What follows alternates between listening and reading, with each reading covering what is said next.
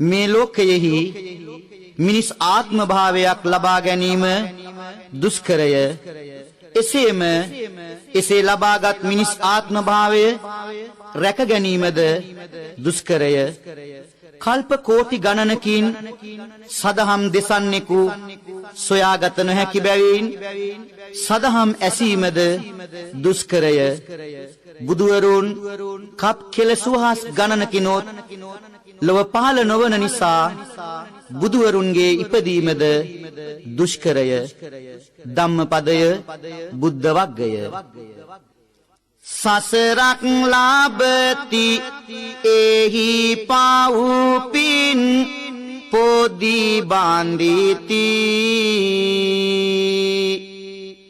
හසරක් නොදැන යාලි උපදින මං සොයති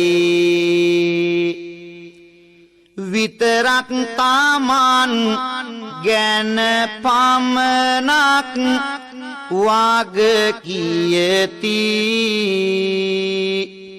ඇතැමෙක් දුක් විඳිති ලෝව බුදු බව පතති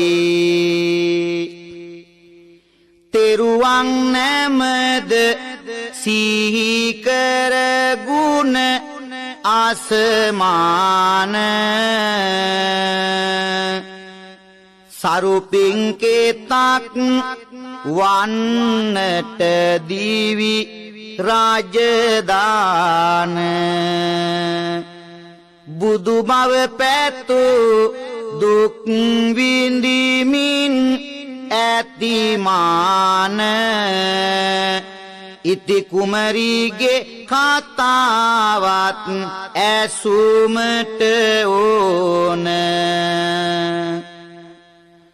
දීපංකර බුදු සමිඳුන් පෙරදා බුදුවන්නට පෙරුමන් පුරනා